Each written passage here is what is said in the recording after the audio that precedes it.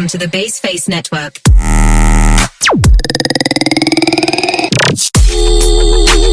Assalamualaikum warahmatullahi wabarakatuh. Perkenalkan, nama saya Risma Rianti Sakina dengan NIM 22862061139, kelas 4B semester 4, program studi pendidikan keguruan sekolah dasar Universitas Muhammadiyah Tangerang.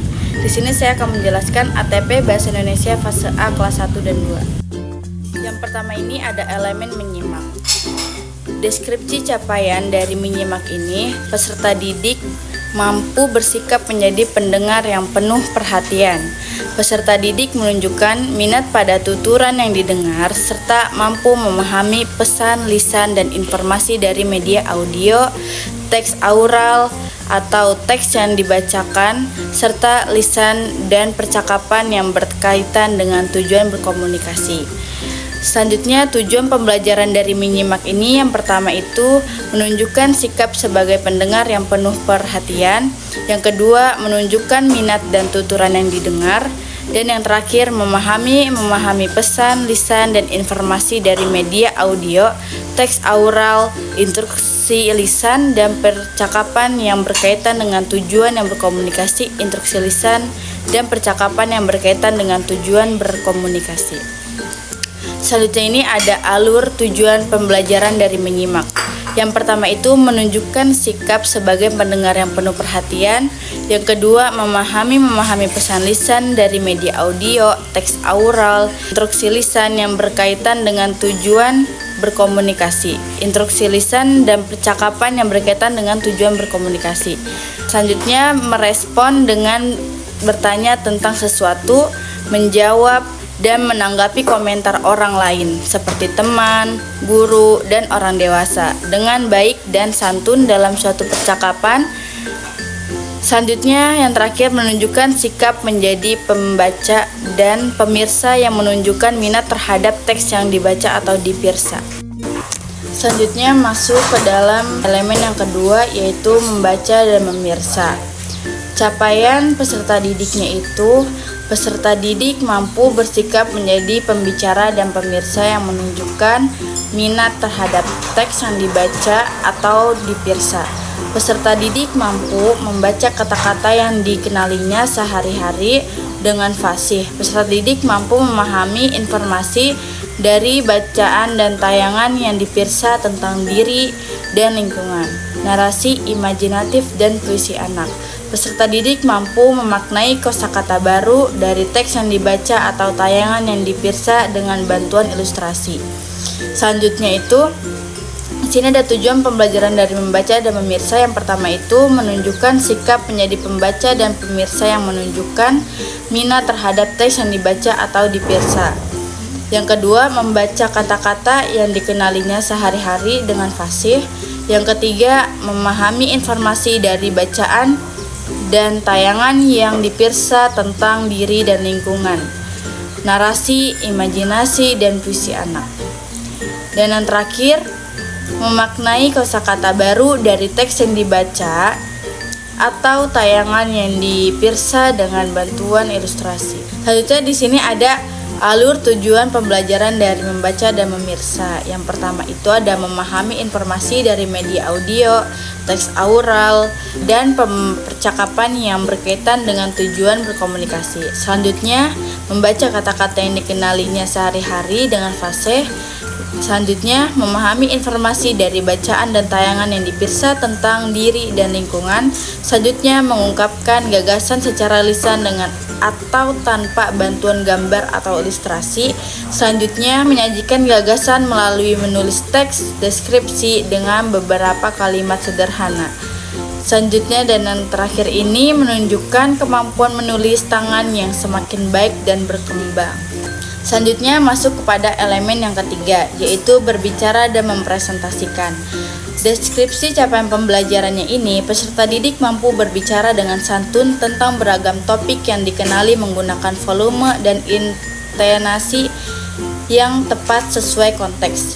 Peserta didik juga mampu merespons dengan bertanya tentang sesuatu, menjawab dan menanggapi komentar orang lain seperti teman, guru, dan orang dewasa. Menanggapinya itu dengan baik dan santun. Dalam suatu percakapan, peserta didik mampu mengungkapkan gagasan secara lisan dengan atau tanpa bantuan gambar atau ilustrasi. Peserta didik juga mampu menceritakan kembali suatu isi informasi yang dibaca atau didengar dan menceritakan kembali teks narasi yang dibacakan atau dibaca. Selanjutnya, berbicara dan mempresentasikan ini memiliki tujuan pembelajaran. Yang pertama itu berbicara dengan santun tentang beragam topik yang dikenali menggunakan volume dan intonasi yang tepat sesuai konteks.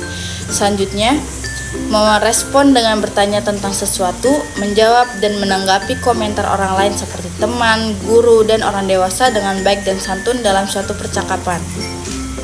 Selanjutnya, mengungkapkan gagasan secara lisan dengan atau tanpa bantuan gambar atau ilustrasi.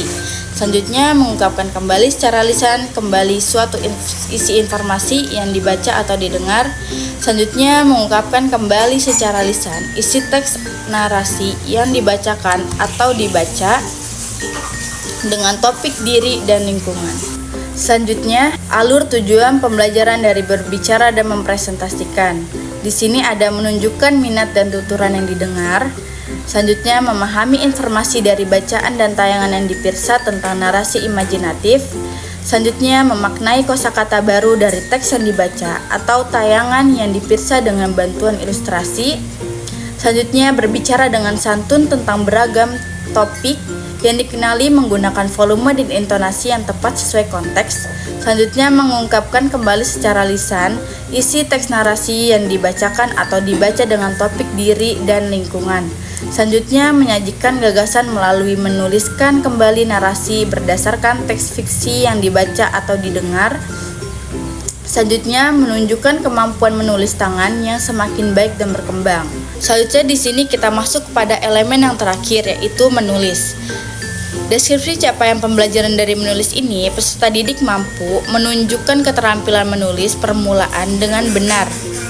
Cara memegang alat tulis, jarak mata dengan buku, menebalkan garis atau huruf, dan lain-lain di atas kertas dan melalui media digital. Peserta didik mengembangkan tulisan tangan semakin baik. Peserta didik juga mampu menulis teks deskripsi dengan beberapa kalimat sederhana, menulis teks rekon tentang pengalaman diri, menulis kembali narasi berdasarkan teks fiksi yang dibaca atau didengar, menulis teks prosedur tentang kehidupan sehari-hari, dan menulis teks eksposisi tentang kehidupan sehari-hari.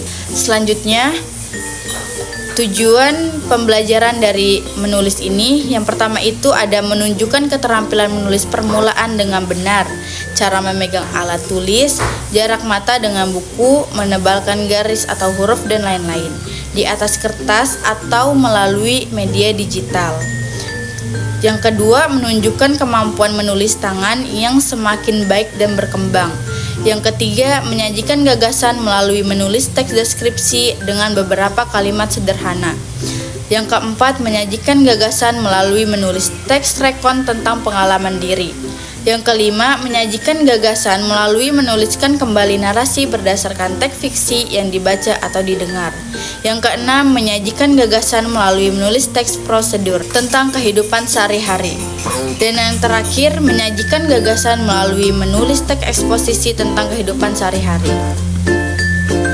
Selanjutnya, di sini menulis ini mempunyai alur tujuan pembelajaran, yaitu yang pertama menunjukkan sikap sebagai pendengar yang penuh perhatian, yang kedua menunjukkan minat dan tuturan yang didengar, yang ketiga memahami informasi dari bacaan dan tayangan yang dipirsa tentang puisi anak, yang keempat memahami kosakata baru dari teks yang dibaca atau tayangan yang dipirsa dengan bantuan ilustrasi, yang kelima berbicara dengan santun tentang beragam topik yang dikenal menggunakan volume dan intonasi yang tepat sesuai konteks. Yang keenam, menyajikan gagasan melalui menulis teks eksposisi tentang kehidupan sehari-hari.